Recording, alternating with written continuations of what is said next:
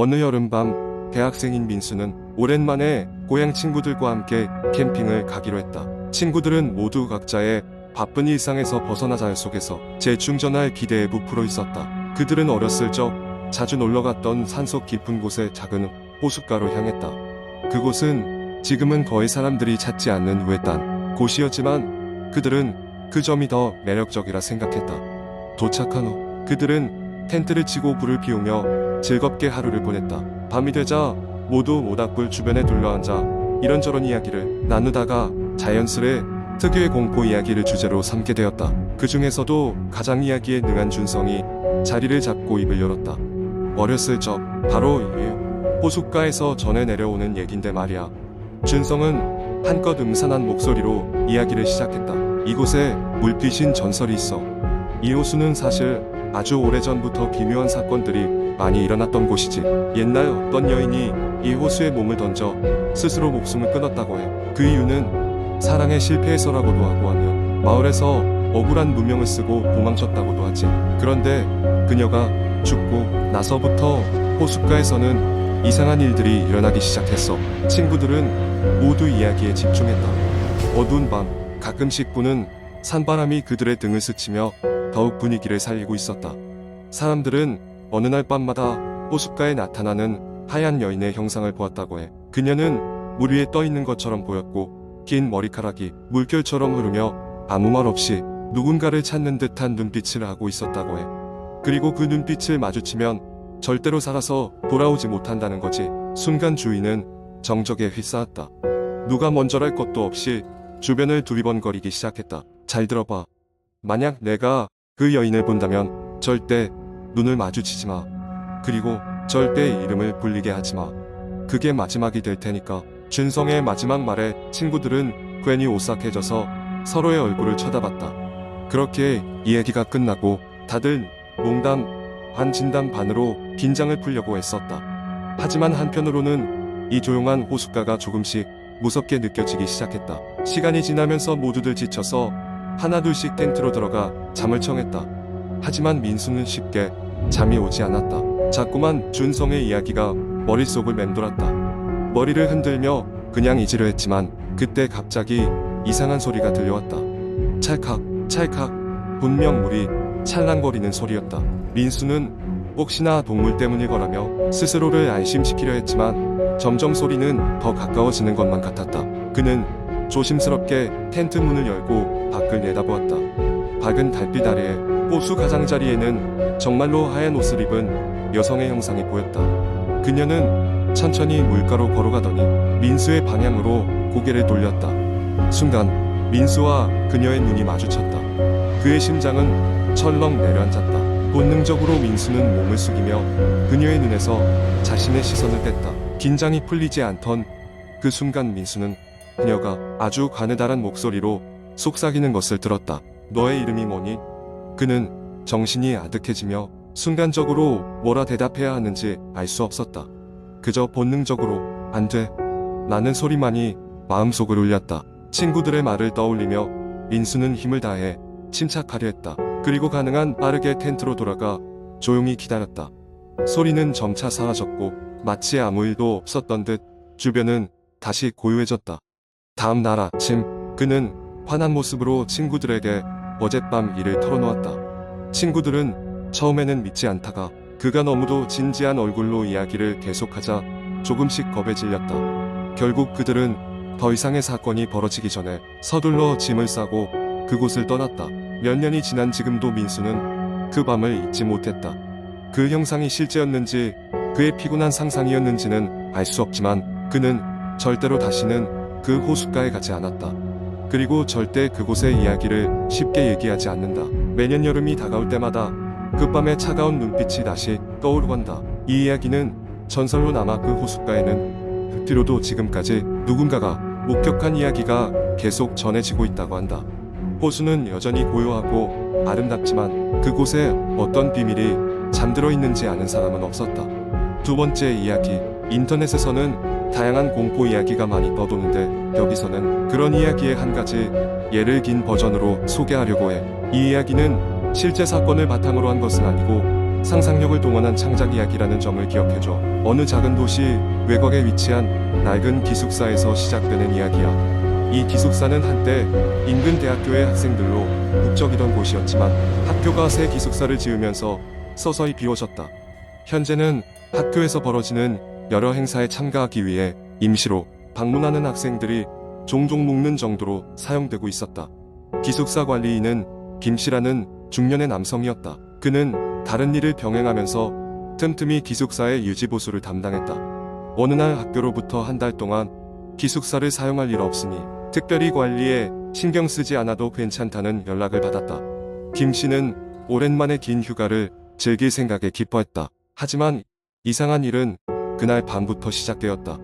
한밤중 기숙사에 아무도 없을 때 전화기가 울렸다. 김씨는 기숙사에 설치된 연결 라인을 확인했는데 아무도 없는 황량한 복도에서 흘러나오는 전화기 벨소리에 소름이 끼쳤다. 그는 두려운 마음을 억누르며 전화를 받았다. 여보세요? 작고 떨리는 목소리로 묻자 한참 동안 아무 말도 들리지 않았다. 그저 바람 소리와 같은 것들이 우울하게 흘러나왔다. 다음날 아침 김씨는 혹시나 해서 기숙사 모든 방을 돌아다니며 확인했다. 방은 전부 비어 있었고 특별히 이상해 보이는 곳은 없었다. 다만 옥상으로 통하는 계단이 열려 있었다. 김씨는 조금 꺼림칙했지만 가끔 바람에 문이 열리는 경우도 있었기에 대수롭지 않게 생각하고 문을 닫았다. 그날 밤 또다시 전화가 울렸다. 김씨는 이번엔 조금 신경이 쓰였어. 전화를 받기 전 먼저 주변을 확인했다. 여전히 아무도 없었다. 그는 깊은 한숨과 함께 전화를 받았다. 여보세요? 그 순간 저 멀리서 고요하지만 확실하게 무언가 중얼대는 소리가 들렸다. 너무나 낮은 속삭임이었기에 가까이 대지 않고서는 알아들을 수 없었다. 김씨는 귀에 대고 숨을 죽인 채 소리를 들으려고 했다. 도와줘. 제발 도와줘.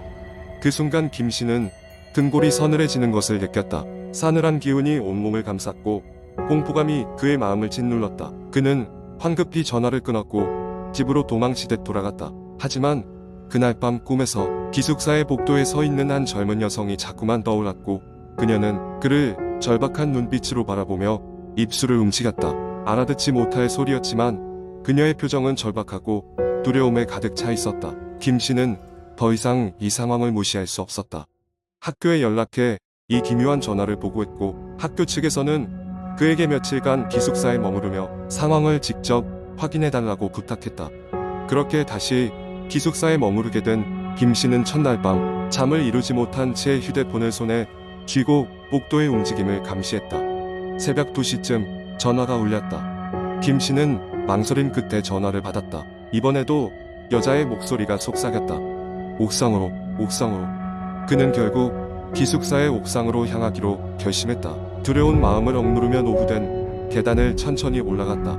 옥상에 도착하자 평소와 다름없이 적막한 밤 하늘이 펼쳐져 있었다. 하지만 그곳에서 그는 한 가지 이상한 점을 발견했다. 옥상의 구석에 다닥다닥 붙어있던 예전의 포스터 중 하나가 서서히 찢어져 있었고 그 밑에서 오래된 신문 기사가 드러났다. 기사는 몇 년 전 이 기숙사에서 발생한 한 사건에 대해 이야기하고 있었다. 학생 한 명이 의문의 실종 상태로 발견되었고 그녀의 사연은 아직 미제로 남아있다고 적혀 있었다. 김씨는 문득 전화 속 속삭임이 혹시 그 실종된 학생의 영혼이 자신의 존재를 알리고 싶어하는 것은 아닐까 하는 생각이 들었다. 그는 이제야 모든 상황이 이해가 되기 시작했다. 실종된 학생의 영혼이 이곳에 머물며 자신을 알아주길 기다리고 있었던 것이다. 이 내막을 알게 된 김씨는 그녀의 영혼이 편히 쉴 수 있도록 기도하며 묵념했다. 이후로는 더 이상 전화기의 울림도 그 속삭임도 들리지 않았다. 학교 측에서는 이 사실을 전해 듣고 실종된 학생을 기리는 작은 헌화를 기숙사 옥상에 마련했다. 몇 년이 지난 지금 그 기숙사는 폐쇄되었지만 당시의 소문은 이 도시의 전설이 되었다. 김씨는 여전히 그 기숙사 근처를 지나갈 때면 마음 한 구석에서 눈물겨운 슬픔과 숙연함을 느끼곤 한다. 그렇게 이 이야기는 인터넷을 통해 다른 사람들이 무서운 이야기로 전파하면서 사람들에게 공포와 경각심을 들이운다. 소중한 사람들에게 전해지는 가벼운 속삭임 하나조차 그냥 지나칠 수 없는 중요한 의미가 될 수 있음을 깨닫게 하는 이야기였다. 세 번째 이야기 몇 년 전, 나는 대학생이었고 방학을 맞아 오랜만에 고향으로 돌아가게 되었다. 고향에 도착하자마자 부모님은 나를 반갑게 맞아주셨고 나는 간단히 짐을 풀고 오랜 친구들과의 만남을 기다리고 있었다. 그날 저녁 친구들과 함께 우리는 오랜만에 만남을 기념하기 위해 동네에서 가장 유명한 호수 근처로 캠핑을 가기로 했다. 호수는 예로부터 미스터리한 사건이 많아 계신 호수라는 별명을 가지고 있었다. 하지만 우리가 자란 곳이었고 어릴 때부터 이 호수에 와서 놀곤 했기에 대수롭지 않게 여겼다. 우린 저녁이 되기 전에 호수에 도착했고 텐트를 치고 불을 피워서 간단한 바비큐 파티를 시작했다. 밤이 깊어지면서 호수 주변은 서서히 어두워졌고 우리는 깜깜한 밤하늘 아래서 말도 안 되는 옛날 이야기를 나누기 시작했다. 호수에 전해지는 전설 하나가 생각났다. 몇십 년 전 이 호수에서 한 여성이 실종되었다는 이야기였다.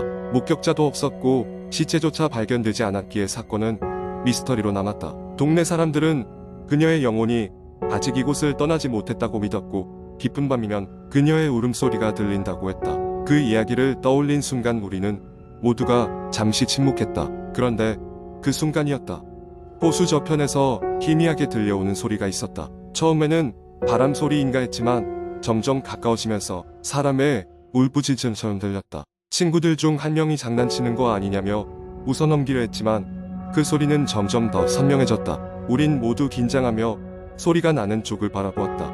호수의 물결 위로 희미한 형상이 나타났다. 하얀 옷을 입은 여자가 호수 위를 떠다니고 있는 것이었다. 우린 꿈이라도 꾸는 기분이었다. 그 순간 그녀가 천천히 우리를 향해 다가오고 있음을 알았다. 우린 일제히 자리에서 일어나 뒤로 물러났다. 그때 친구 중 한 명이 스마트폰을 꺼내 그녀를 찍으려 했지만 화면에 아무것도 잡히지 않는 것을 보고 경악했다. 겁에 질린 우리는 더 이상 그곳에 머물 수 없었다. 서둘러 짐을 챙기고 차로 돌아가는 길에 심장이 터질 것 같았다. 한참 후 차에 타서 도망치듯 그곳을 벗어났다. 집으로 돌아오는 길 모두가 침묵을 지켰다. 집에 도착했을 땐 이미 새벽이었고 우리는 무슨 일이 있었는지 서로에게 되새기며 그날 밤의 공포를 잊으려 애썼다. 다음 날 아침이 밝자 우리는 전날의 일들이 꿈이었길 바랐다. 하지만 우리가 호수 근처에 남기고 온 물건들 그리고 그녀의 형상을 담지 못한 스마트폰을 보며 그것이 현실임을 인정할 수밖에 없었다. 그 일을 겪고 나서 우리는 다시는 그 호수 근처에 가지 않겠다고 다짐했다. 하지만 그곳에서 무슨 일이 일어났는지는 여전히 풀리지 않은 수수께끼로 남아있다.